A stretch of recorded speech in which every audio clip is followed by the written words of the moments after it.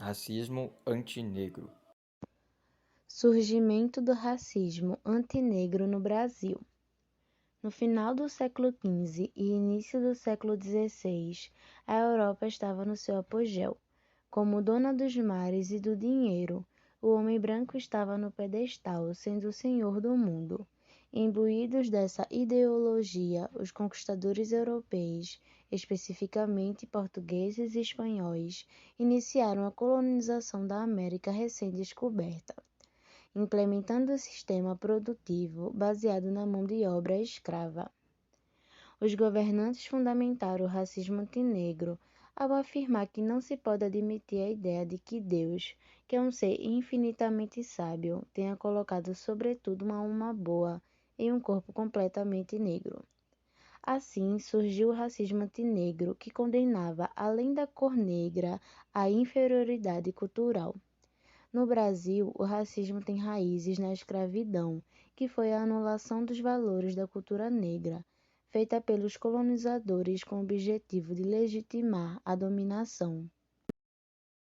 Aspectos históricos do racismo antinegro no Brasil. A última nação do Ocidente a abolir a escravatura foi o Brasil, entre o fim do século XIX e o início do século XX. O Brasil não criou nenhuma condição para a inserção digna da população negra na sociedade. Dessa maneira, o racismo estrutural foi sendo construído como um processo histórico.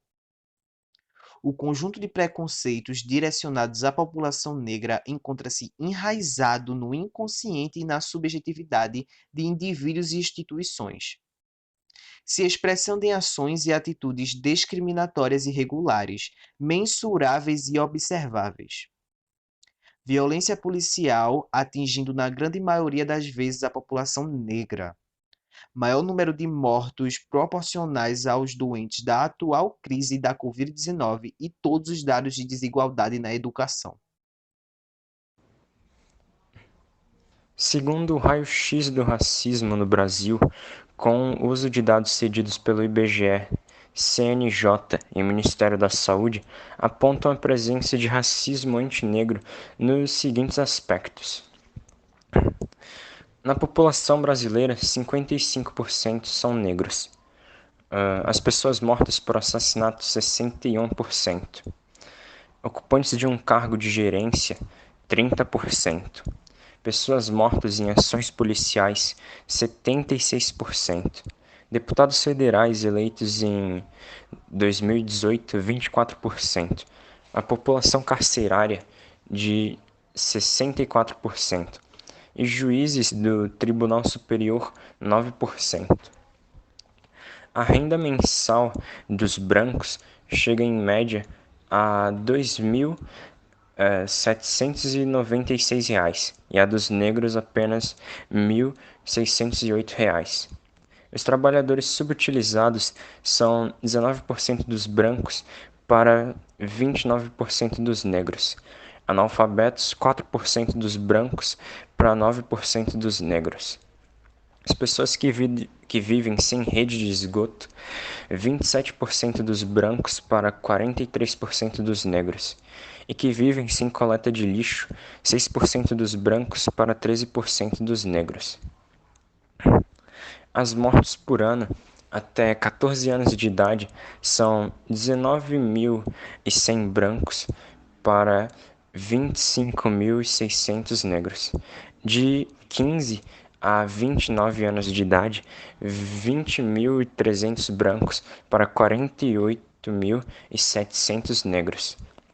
De 30 a 59 anos, são 124.500 brancos para 170.100 negros.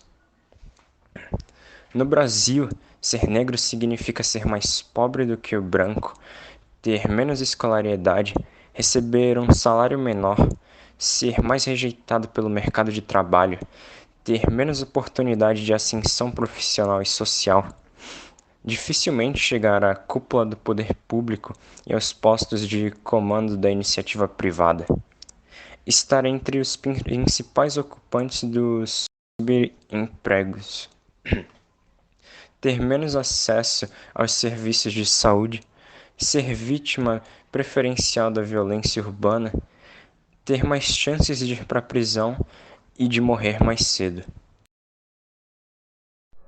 Estudiosos da desigualdade racial afirmam que para lutar contra a discriminação da população negra produza resultados consistentes a um passo decisivo que nós, brasileiros, ainda não demos. Assumir que sim, somos racistas, seja como indivíduo, seja como sociedade. De acordo com o filósofo e jurista Silvio Almeida, a negação é essencial para a continuidade do racismo. Ele só consegue funcionar e se reproduzir sem embaraço quando é negado, naturalizado, incorporado ao nosso cotidiano como algo normal. Não sendo o racismo reconhecido, é como se o problema não existisse, a nenhuma mudança fosse necessária. A tomada da consciência, portanto, é o ponto de partida fundamental. Como exemplo da negação, o advogado e sociólogo José Vicente cita um comportamento contraditório à primeira vista. A inflamada indignação demonstrada pelos brasileiros nas redes sociais e até em protestos de rua, seguindo de uma onda antirracista mundial em relação ao assassinato do segurança americano negro George Floyd, asfixiado por um policial branco. Segundo ele, essa indignação parece contraditória, porque os brasileiros quase diariamente veem na televisão e no jornal crimes praticados no seu próprio entorno, tão racistas e cruéis quanto o ocorrido nos Estados Unidos, mas nem de longe reagem com a mesma comoção, se é que eles chegam a reagir. Os brasileiros entendem que é lá fora que existe o ódio racial, e não aqui. Acreditam que, no Brasil, vivemos numa democracia racial, miscigenados, felizes e sem conflito. Essa é a perversidade do nosso racismo. Ele foi construído de uma forma tão habilidosa que os brasileiros chegam ao ponto de não quererem ou não conseguirem enxergar a realidade gritante que está bem diante dos seus olhos.